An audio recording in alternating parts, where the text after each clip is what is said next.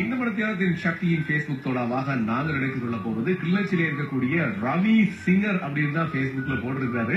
ரவி வந்து பாத்தீங்கன்னு சொன்னா ரொம்ப ரொம்ப அருமையாக பாடக்கூடியவர். இப்ப வந்து நாங்க அவர் எடுத்துக் கொள்ளலாம். வணக்கம் ரவி.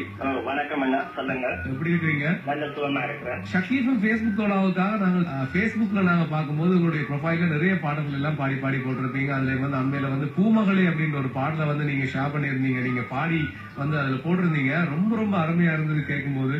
பாடணும் அப்படின்ற அந்த திறமை வந்து எப்பயில இருந்து உங்களுக்கு இருக்கு?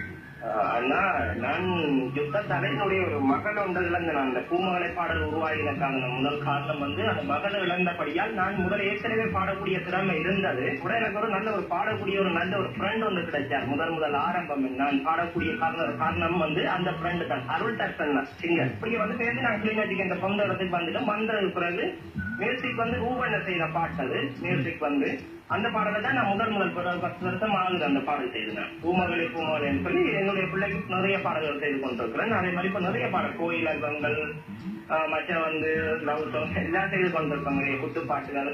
அதாவது பாடல்களை வந்து நீங்களே எழுதி நீங்களே பாடுறீங்க அப்படியா? இல்லையா, என்னன்னு சொன்னா எங்களுக்கு வந்து எல்லாமே இருக்கு. இப்ப வந்து எங்களுக்கு மியூசிக் டைரக்டர் சொன்னா இப்போதைக்கு முதல் ரூபண்ணா செய்தார். இப்ப வந்து விமல் என்று சொல்லி அந்த விமல் அண்ணா தான் மியூசிக் செய்யறவர். வந்து பாடல்கள் ஃபுல்லா நான் பாடின பாடல்கள் தான் எழுதின பாடல். ஒரு சில பாட்டு தான் நான் எழுதி இருக்கிறேன். பட்ட பாடல்லாம் வந்து கிசான் ஞானச்சந்திரன் சொல்லி அவர் தான் என்னுடைய ஃப்ரெண்டு. அவர்கிட்ட பாட்டுகள் தான் நான் செய்து கொண்டிருக்கிறேன். அவர் தான் பாடலாசிரியர், அவர் தான் கிசான் ஞானச்சந்திரன். சரியா, நிறைய பாடல்கள் நாங்க கேட்டிருந்தோம். ரொம்ப ரொம்ப அருமையா இருக்குது. தொடர்ச்சியா வந்து நல்ல நல்ல பாடல்கள் எல்லாம் நீங்க எங்களுக்கு தரணும் அப்படின்னு சொல்லி சக்தி எஃப்எம் பேஸ்புக் தோழா சார்பாக நாங்க கேட்டுக்கொள்றோம். இந்த மணித்தியாலத்தின் பேஸ்புக் தோழாவாக உங்களை நாங்க தெரிஞ்சிருக்கிறோம். ரொம்ப ரொம்ப ரொம்ப தேங்க்ஸ். இந்த மணித்தியாலத்தின் சக்தியின் பேஸ்புக் தோழா.